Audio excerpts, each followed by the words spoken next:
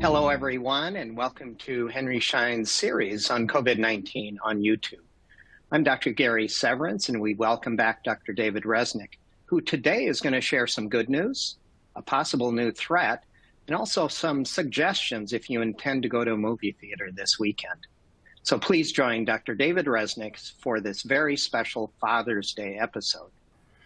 Well, good afternoon and welcome to our June update on COVID-19 and dentistry. As always, it's an honor to be able to share some of the most recent information and see where we are with this disease and infection control and a new one that sort of has cropped up, and an unusual disease, and we'll go over that a little bit as well. Monkeypox a little bit later on in the presentation. But I think that we're actually in a pretty good place right now. We've been in a good place since we had that enormous peak in January. In January 10th of 22, the 7-day moving average was 762 plus thousand patients. Now we have about 7-day moving average of about 108 new infections. So that is significantly less than it was in January. Regretfully, it's a little higher than where we were last year at this time. And remember, there was a period in June where the numbers went so far down that we were led to believe, okay, it's over. And regretfully, this thing is not over, and it's going to be with us for some time. Even my hospital, where the cases had dropped to below 10, which was remarkable. I do work in a very large public health hospital. Now those cases are 45 and increasing. So we can still need to keep our eye on the ball. Everything that we have discussed as far as infection control in the dental setting still holds. So you should be able, it's up to you on what you want to do in the waiting area. But in my program, anybody walks into the infectious disease program would have to have a mask on. If I go to some of my doctor's visits, which I have to have a mask on for those as well. So we still have some masking. Waiting rooms is a little bit interesting because, it depends on what your community spread is and what your comfort level is. I tend to be on the remarkably conservative side when it comes to transmitting a disease in my program. So we're still having patients mask up in the waiting room. We're still using all of the technology that we bought 2 years ago, the HEPA filtration, the Aegis vac stations, all of the different advances that we brought for our hygiene department, external evacuation systems, the whole 9 yards is still in play. And I have no desire at this point to reduce what we're doing in clinic. Now, that doesn't mean what you can do outside of clinic, and we will get to that in a little bit. As you can see, most of the country, the vast majority of the country is in the green. So 57% mean that there's low community levels of COVID-19 throughout the United States. But take a look at Florida. Florida was sort of a warning last year where their cases started to go up before the rest of the country, and then we ended up with another July wave. I am hoping that since these are based on subvariants, that we're not going to see that. But you can literally go to a COVID tracker. You can look at your county and see what the levels are. So 57.5% low community transmission, which is excellent. We've seen a drop in the cases in parts of the Northeast, which is excellent. We have 32%, which are medium. So that is also, it's a little bit of an uptick, and we'll go over what these things mean.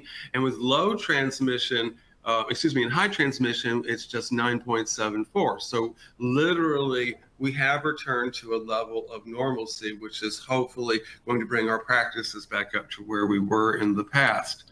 Just how you get these community levels, and they're really important because if you might know what's happening in Florida, but if you live in Kansas, it doesn't matter unless you're taking a vacation to Florida. So you really should know what your community levels are, which is determined by new admissions and inpatient bed metrics based on current levels of new cases per 100,000 population in this past 7 days. So you can see if low transmission is green, less than 10% of the beds are occupied, and is also less than 10. And so part of what we really need to talk about is how we determine these community levels are the strain that we're having on our hospital systems. As you can, it should be very vivid in most of our minds. Our hospitals really have been pushed to the brink by this pandemic, and it's still having a negative effect on many of our hospital systems. So this is how it's determined, but it really gives you an idea of where things are in your community. So, as I just mentioned, as June begins and summer vacation plans kick off, the cases are 5 times higher than they were at the same time last year. And what's sort of a little bit more concerning to me is that people who test positive at home, those cases are not reported. So we're probably underreporting new cases every day. And I think that's something we need to keep in mind. They're not getting reported because people aren't going to the hospital. There are outpatient medications. And the key to these outpatient medications is as soon as you test positive, you have a very short window to go on these medications. And so we'll talk about that in a little bit as well.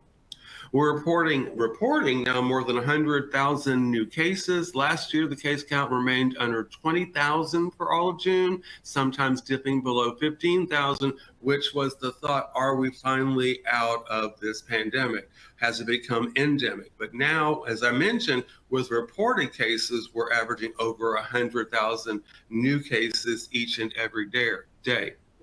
So as I mentioned before, the at-home testing, which a lot of people are doing. My brother went on a trip. He tested positive, even though he had been fully vaccinated and up to date. Up to date means getting the boosters, depending on your age, etc. He had, from what I could tell, about a week of being really ill. Didn't need to go to the hospital, did start his medications. His chief complaint was how his taking one of the medications was it left a metallic taste in his mouth. That is now gone and he's doing fine.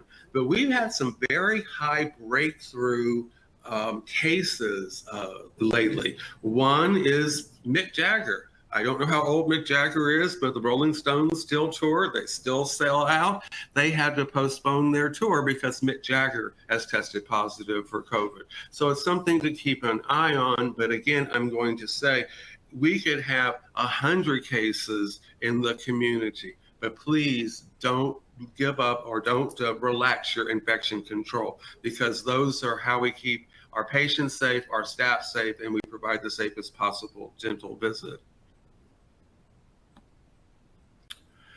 This week also marks the 8th consecutive week of increasing COVID cases in the United States, as well as the 7th week straight of increases cases amongst children. And I think that's something we're going to look at now. About 112,000 pediatric COVID-19 cases were reported last week. And that's from the American Academy of Pediatrics. At the same time last year, the U.S. reported about 10,000 pediatric cases per week. Last year, getting tested was not an issue. We had the ability to get tested, so that's not why these numbers are lower. Maybe the numbers are higher because we're seeing a little bit more cases. Again, despite widespread COVID-19 vaccinations and treatments, cases are still trending upward due to fewer coronavirus mitigation measures, as the public health experts are saying. So that is, when I go now to the grocery store, I'm going to be honest, I am in a low transmission area. I don't have a mask on. If I wear a level 1 mask, I'm protecting others from me. And I've been to the position, I've had COVID testing based on a procedure I'd need to have. I have been at home, so I know that I can't give anything to anybody because I don't have anything at this point. But remember, the N95 spit tested protect you from others' disease, where the level 1 just protects others from you. So I hope that makes a little bit of sense. More than 2 years into the pandemic, COVID vaccines are expected to be ready for children younger than 5 as soon as June 21st. The FDA is actually talking about this right now. The FDA is meeting and also different organizations are meeting. The Kaiser Family Foundation COVID-19 vaccine monitor in April found that just 18% of U.S. parents of children under the age of 5 said they would get them vaccinated right away. So I'm going to repeat that. A Kaiser Family Foundation monitor noted that only 18% of U.S. parents of children aged under 5 said they would get them vaccinated right away, down from 31% in January. I think that has to do with people's perception on where we are with this pandemic. We don't have 300 cases in my hospital right now. We have 45. We don't have 10 times the number of cases that we would expect. So I think that people are beginning to let their guard down. I think there's a lot of COVID burnout at this point. People are tired of not socializing. They're tired of being masked all the time. But again, during the dental visit, that's our careers. That's where we help people. We make sure that oral health is an important part of primary care. So we need to keep our offices as safe as possible. But back to children. So we talked about that 18% of U.S. parents said they would get them vaccinated right away. Of the rest, 38% they will wait and see. And that's a little bit what we saw with the adult vaccinations a few years back. 11% would get the jabs only if required, and 27% said they would definitely not get them. If we remember back to the first mRNA vaccines, when they were first being discussed about coming out, it was a third said no, a third said they'd wait and see, and a third said not happening. And so those numbers did change over a period of time. But I think parents are very cautious about some of the mRNA technology. But let's go into some of the arguments as to why this might be a good idea. The first, I need to talk about something that is problematic. The United States has a very serious problem with COVID-19 vaccine uptake. According to the CDC, 48.7% of people over the age of 12 have been fully vaccinated and received at least one booster dose in the United States. That is less than 50% of the people have vaccine protection. That is a lower rate than in countries with similar access. For example, almost 70% of people over the age of 12 have been boosted in the United Kingdom, 55.5% in our neighbors up north and Canada, and across the 27 European Union countries, about 63% have been boosted. So we have got to do a better job about talking to people about getting vaccinated. Yes, there can be breakthroughs from vaccination, and maybe people are hesitant about the new technology that was used, although the technology, the mRNA technology, had been around for over 10 years when we first started using it for these vaccines. We have a problem with vaccine uptake that is very serious in the U.S., and anything we can do to get people more comfortable to be able to accept these potentially life-saving medical products is something that we feel compelled to do. And this was at the U.S. FDA Vaccine and Biological Related Products Advisory Committee as they considered a new COVID-19 vaccine developed by a U.S. biotech company. So will a more traditional option increase vaccine uptake? So the Novavax vaccine was discussed last week. It did get overwhelming FDA approval. It was not unanimous. I think the final vote was 20 in favor and 1 abstained. Vaccine hesitancy was one of the main topics that was discussed during this meeting, and I did watch the entire meeting. Not really entertaining, but it's good to have the background information. The Novavax COVID-19 vaccine uses a different technology from the 3 vaccines currently in use in the United States, so it might be an option for people allergic to an ingredient used in the mRNA vaccines. It might be an option on those who were a little bit afraid of the mRNA vaccines. The protein-based approach is a more traditional method of vaccine development. It's used for the flu vaccines that we get every year. It's used with more traditional vaccines that we've had for some time. So hopefully those who are afraid of the mRNA vaccine, and that's what's holding them back from getting vaccinated, will use this protein-based, traditional-based vaccine in the future once it is available. The committee voted for it to be approved, so that was a good start. There was a production issue that needed to be dealt with, so it's still not available. Hopefully it will be available when we talk in the July meeting. But even after getting vaccinated, it's important to, when you're around strange people, we're talking about family, but keep a safe distance. Wear a mask when you're outside, like in a grocery store or a packed theater. Like there are a couple of movies I really want to see. I have to be honest, I stayed away from them, not just based on the fact I had a little back procedure, but a little bit of hesitancy. I have not had COVID. I have no intentions of getting COVID. My patient population would be susceptible, so I'm doing what I can to remain safe. What I've noticed is people are even getting lax when it comes to coughing into their elbow. I see medical professionals on webinars coughing into their hands. No, cough into your elbow. Open windows. Remember, ventilation is really important. Right now, during this remarkable heat wave we're having, you might not want to open that many windows. I mean, this heat wave is impacting everyone from the northern part of our country down to Atlanta and Florida. I opened the door to let the dogs out this morning, and it was like, you've got to be kidding. So we really are, but if you can open some windows or you can get some ventilation, that's very important. And then it takes several weeks to develop maximum protection. So you get the vaccine doesn't mean you can go out and party that night. It's going to take a period of time. No vaccine is 100% effective. There's still going to be a chance of getting COVID. Protect yourself against other diseases like the flu. And we're seeing some weird outbreaks of the flu now, which really shouldn't be taking place now. Hand hygiene, I could never stress hand hygiene enough. It's that vitally important. And so cleaning your hands is another part. So remember, keep a distance if you're in a crowded place. So I'm going to try to catch a movie when I'm out on medical leave during the day when the crowds will be less. I'm going to make sure that I'm not sitting directly next to somebody. So that means I might be seeing an older release that I've been wanting to see.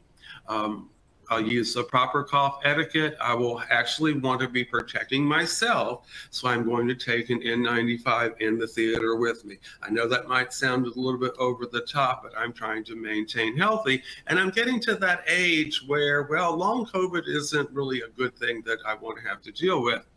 So where do we go from here? So SARS-CoV-2, Omicron, BA 2.1, BA4, BA5 subvariants have evolved to extend antibody evasion. So remember, I've shown some examples where we had the Delta wave, and that caused a wave. That was Delta alone without a lot of subvariants. We had Omicron at the beginning, but now we have these subvariants, and we normally don't get a huge wave from a subvariant. We might get significant outbreaks that take place, but not the huge wave that we saw last year, and hopefully it will stay that way this year. The Omicron subvariant BA2 accounts for a large majority of SARS-CoV-2 infection worldwide today. Its recent descendants, BA2.1, 2.1, and the BA4 and 5, have surged dramatically to become dominant in the United States and South Africa, respectively. That these novel Omicron subvariants can carry additional mutations in their spike proteins raises concern that they may further evade neutralizing antibodies, thereby further compromising the efficacy of our COVID-19 vaccines and therapeutic monoclonal antibodies. So again, those that are in the hospital have not been vaccinated for the most part. There's some because of comorbidity factors that are in the hospital, and it tends to be obesity is one of the main reasons that we're seeing people hospitalized. But it does give you an idea that you still, if you haven't been vaccinated, you want to wait on the newer one. Go ahead and wait, take safety precautions. If it's time for you to be up to date, make sure that you get up to date with your booster. And now I'm talking about my colleagues in here, and that's why we are still at risk. Everything we do, for the most part, involves an aerosol. So adjusting the aerosol, using that Swiss cheese model, so having multiple levels of protection to ensure that our staff stay safe and that our patients stay safe. These are things that we can do in the office environment. The BA 2.1, 2.1 is only moderately more resistant to sera from vaccinated and boosted individuals in BA2. So that's not terrible. However, the BA4 and BA5 are substantially more resistant and thus more likely to lead to vaccine breakthrough infections. And we are seeing that for multiple reasons. I mean, vaccines do wear off after a period of time, at least what we have at this point in time. So we really need to maintain a certain level of care, especially for our older members of our family and our older staff members and our older patient population. The Omicron lineage of SARS-CoV-2 continues to evolve, successively yielding subvariants that are not only more transmissible, but also more evasive to antibodies. So that BA4 and BA5 are 4.2-fold more resistant and thus more likely to lead to a breakthrough.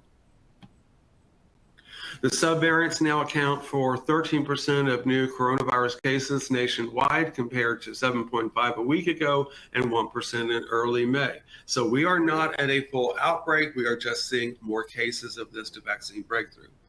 In the region that comprises Arkansas, Louisiana, New Mexico, Oklahoma, and Texas, BA4 and BA5 account for more than 20% of the new infections. So these numbers are going up. They can break through the vaccine. So again, be careful. That's all I'm trying to say. While previous research identified obesity as a risk factor for severe COVID-19, the new study has identified obesity and high body mass index as associated with increased risk for SARS-CoV-2 infection and bad outcomes from this infection. In contrast, the study determined that asthma does not increase the risk for SARS-CoV-2 infection. Excellent news coming out of this HERO study. This National Institute of Health funded study found that people with food allergies are less likely to become infected with SARS-CoV-2, the virus that causes COVID-19, than people without them. I think that's actually a sort of fascinating, and I'd love to figure out what the mechanism is that people who have food allergies are less susceptible to getting infected with SARS-CoV-2. Just one of those interesting facts that shows up with all of the research that's being going on. The HERO study also found that children ages 12 years or younger are just as likely to become infected with the virus as teenagers and adults. However, 75% of infections in children are asymptomatic. They don't know they have it, and you don't know they have it. In addition, the study confirmed that SARS-CoV-2 transmission within households with children is very high. And these findings were published in the Journal of Allergy and Clinical Immunology. In the HERO study, the investigators found a strong linear relationship between BMI, a measure of body fat based on height and weight, and the risk of SARS-CoV-2 infection. Every 10-point increase in BMI percentile raised the risk of infection by 9%. Participants who were overweight or obese had a 41% greater risk of infection than those who were not. So again, nutritional counseling is something we do in the dental setting. It's something that we can bill for in the dental setting. And that's, again, a tactful way of talking to our patients to help them stay safe. Infections, as I mentioned, were asymptomatic in 75% of children, 59% of teenagers, and 38% of adults. In 58% of participating households where one person became infected, SARS-CoV-2 was transmitted to multiple household members. So my brother got infected, he went into quarantine. Other people I know that have had breakthrough infections, they go into quarantine. They want to protect their homes. If you are sick, stay home. Do an over-the-counter test. You don't want to come into work sick. And we've had this as an issue in public health for some time, or in hospitals, where people don't want to use their limited time off, so they come into work ill, or they don't have any benefits and they come into work ill. And even in the best of our environments, we do eat lunch, we do things together. Today we're having our graduation luncheon for our graduating residents, and I'm sure that the masking will be a little bit iffy during that, but since I'll be there, we'll see. But again, they found that young children may be very efficient SARS-CoV-2 transmitters in the household due to high rate of asymptomatic infection, their potentially high viral loads, and their close physical interactions with family members. So here are some of the outpatient treatments. And I think the key that I want to talk about is, one, there are drug interactions. So if you need to go on one of these medications, talk to your pharmacist. Talk to your primary care provider. If you have patients that are on these medications and they have COVID symptoms, they should not be in your office. They should be at home or on an antibiotic to take care of an infection until they've completed their treatment and symptoms are gone. But if you look at, the key is how fast you have to get on these medications. So Paxlovid, you need to get on within the first 5 days. Paxlovid does have significant drug interactions, so please check with primary care. Molnupiravir is, again, within 5 days of treatment. Within 7 days is with remdesivir, which is an IV medication, and monoclonal antibodies, again, within 7 days, that is through IV.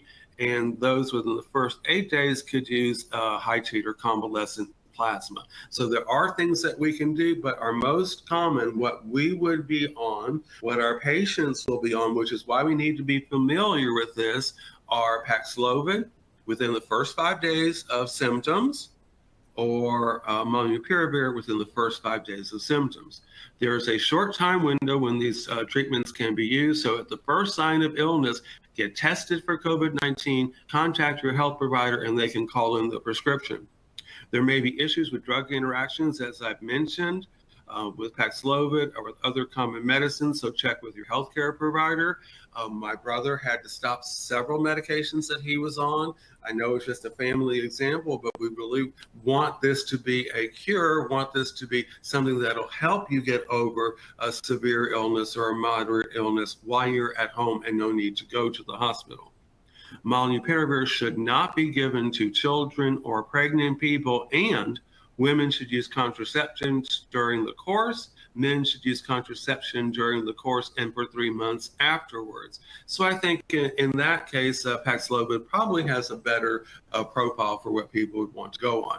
So treatments are available for non-hospitalized adults and for some children. They are looking at vaccines for children, as we're talking about now. Make sure that the treatments are FDA approved or authorized. That is very, very important. What they do is decrease serious disease and hospitalizations and work best when they're used early. Americans are getting reinfected with COVID-19 as new variants emerge. Reinfections spurred in part by more transmissible variants, waning immunity, and relaxed attitudes towards effective mitigation measures like masks means getting the pandemic under control is that much more difficult, even in cases are generally not severe, experts said. So it really depends on what your idea of severe is. People I know that have been home have anything from maybe a sore throat and a headache to body aches, feeling terrible, not wanting to get out of bed, loss of appetite, etc. So this is not a disease any of us want for any reason. It also indicates that notions of protection, both from natural infection and vaccination held up earlier in the pandemic, have changed. Similar to a common cold, it is possible to become infected multiple times. More than 1.6 million cases of reinfection have been reported across 24 states since data collection began. New York, Maine, and California all have reported over 200,000 reinfections respectively, while Michigan and North Carolina have confirmed over 100,000 cases. Although health officials stress that reinfections are likely significantly undercounted due to lack of reporting and home testing, overall reinfections still represent only a small share of the total number of cases that were reported. Researchers found that 38% of COVID survivors experienced at least one incident condition in the months after their infection. In comparison, about 16% of people who weren't infected were diagnosed with those conditions. 1 in 4 senior adult COVID survivors, I'm not sure I like that term, experience long COVID. And again, that's something I know that we want to avoid. The most common symptoms after a coronavirus infection were respiratory symptoms and mucoskeletal pain.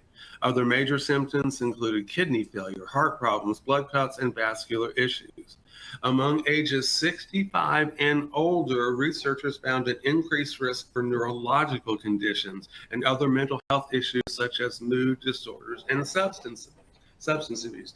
So again, whether it could be patients of yours, whether it's family members of yours, whether it's neighbors of yours, it's good to have this information in your pocket. So if someone who's just a year or two older than me may have some neurological conditions and mental health issues as secondary as long COVID. 6 months after initial diagnosis of COVID-19, people in the study who were vaccinated had only a slightly reduced risk of getting long COVID, 15% overall. The greatest benefit appeared to be in reducing blood clotting and lung complications. There was no difference between vaccinated and unvaccinated when it came to longer-term risks of neurological concerns, GI symptoms, kidney failure, and other concerns. So again, we want to avoid COVID so we can avoid long COVID, especially when we're talking about our seniors that are in our community. Even though middle age, as I get older, middle age is getting older too. So we're sticking with that theory. Dr. Bycussa reported a new poll highlights the continued impact of dental staffing shortages that we're having across the United States. The ADA Health Policy Institute Economic Outlook and Emerging Issues in Dentistry poll found that recruitment needs remain steady, as nearly 4 in 10 dentists reported recruiting dental assistants and hygienists, and recruiting dental hygienists remains the biggest challenge for our practice. I am a public health practice. We are a remarkable, well-known practice. I had an open hygiene position for a year. I finally was able to hire one who will start right after July 1st. So I am blessed that we have somebody, but there weren't even people looking at the application. And in the past, if I've ever had an opening, I mean, there would be a lot of people applying. So this issue with getting dental hygienists on board is really important, and that's why we need to show the safety steps that you are taking in your practice to make sure that when someone does interview and they see your office, they know they're in a safe environment and they will want to come work for you. Additional findings indicate that 22% of dental hygiene positions were unfilled in May, while roughly 50% of the same positions were unfilled in the top 20 largest cities in the U.S. I live in Atlanta, which is another reason why we had a really hard time filling this position. But I'm very grateful. My hygiene department will be fully staffed for basically the first time since COVID hit, and I'm very grateful for that. So I'm going to do a little bit of a change here. I know we talked, these are all COVID-19 and dentistry webinars, but what I wanted to do was just bring in the new disease of the day that has been making news, which is monkeypox. So we'll talk a little bit about monkeypox. We'll show a bit of the symptoms. Again, there are only a few cases within the United States at this point. We are not an endemic country for this, and that's really what the big change is, where it's showing up. We're not exactly sure why. The spread of monkeypox through small virus particles that linger in the air have not been reported, according to the CDC. So it's not aerosolized at this point. But again, at the very beginning of COVID, we were saying the same thing. But again, we have more information on monkeypox. It's been around for a long time in endemic parts of the world. So we know these things. But remember, we are right in the face of a patient. If we have a patient who has weeping sores, we have a patient who has a fever, we don't want to see them that day if it's not tooth related. The virus may spread through saliva or respiratory secretions, again, our world, with face-to-face contact, but these secretions drop out of the air quickly, unlike an aerosol, which can stay up in the air for quite some time. And studies have found that this method of transmission seems uncommon. So airborne, getting it, not so much, although in our profession, since we are right over a patient, we have to make sure that we are putting on our PPE that is protecting our skin, that we have our N95s on, that we have our shields on, or we have our goggles, and whatever safety effects that you're taking for COVID need to stay in place and should protect you from monkeypox.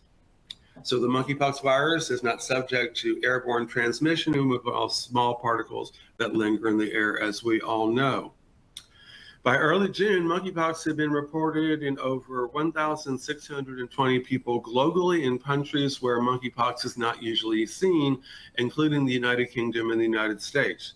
International travel links cases across Europe and the UK to Canada, the US, Australia, and over 30 countries. The name monkeypox may be changed. This is because the current name is linked to stigma. I don't know what that's all about at this point, but I do know that it's not accurate, as monkeys are rarely affected either.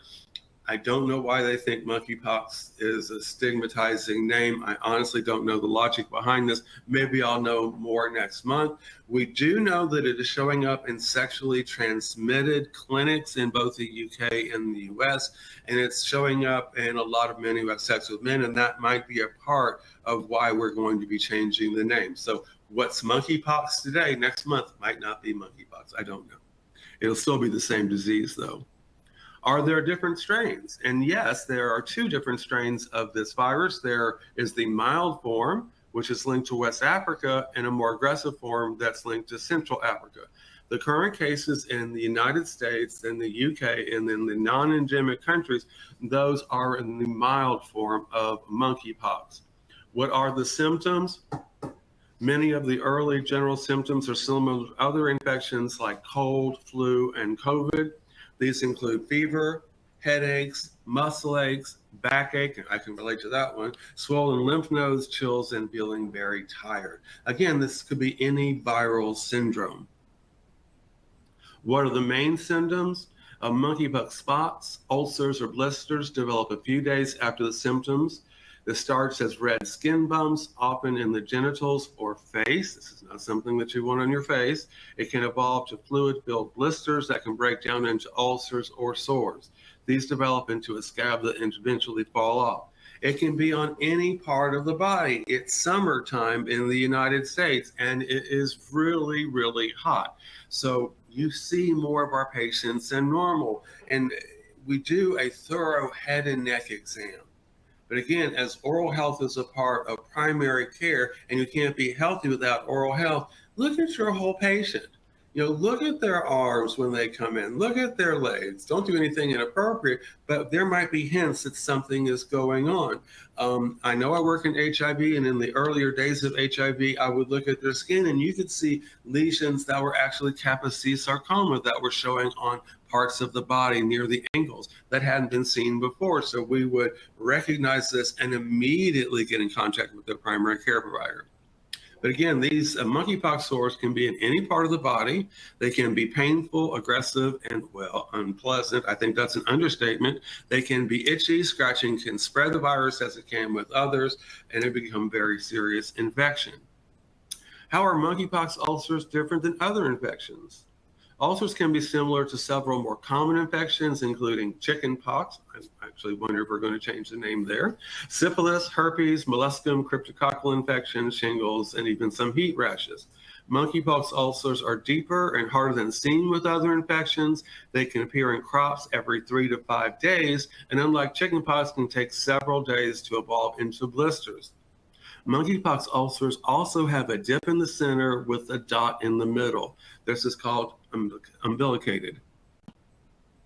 So here are just some examples that I found from the CDC of what monkeypox ulcers will look like. So there you can see the little dot in the middle. You can see that these are firmer than more ulcers that you would see. If you work with immunocompromised patients, it might look very similar to molluscum.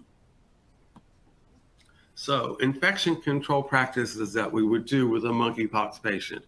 Hand hygiene using soap and water or alcohol-based hand rubs should be performed by infected persons and household contacts after touching lesions, material, clothing. It can be contracted through clothing, linen, and environmental surface that may have had contact with lesions. So this is a lesion-based infection as well.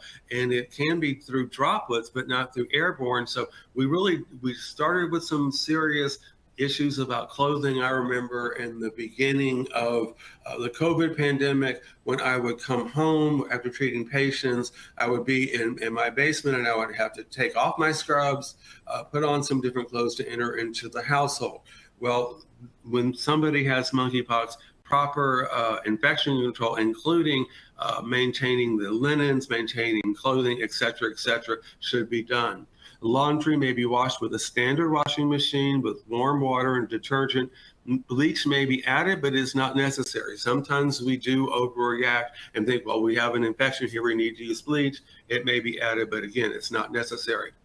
Care should be used when handling soiled laundry to avoid direct contact with contaminated materials. That's why if we're dealing with something, you have it in your home, bring PPE home. If you have patients, talk to them about things they can do to protect themselves. Dishes and other eating utensils should not be shared.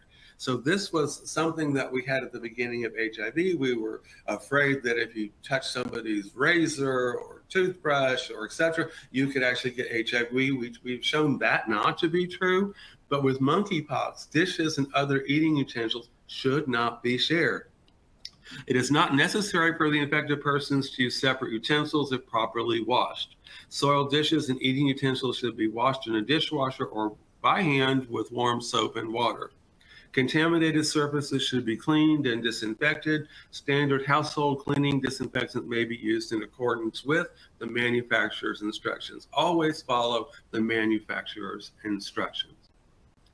So before I turn this back over to Dr. Severance, please join me and the team from Henry Schein Dental as we discuss HIV infection on National HIV Testing Day, which is June 27th of this year. It's really important that everybody under age 64 be tested at least once to make sure that they are HIV negative. We still do have a problem in the United States with 1.2 million people living with HIV and close to 38,000 new cases a year. With that being said, I want to thank you again for joining us. If you have topics that you'd like to cover on the next webinar, if you have questions, please submit them to webinars@henryschein.com.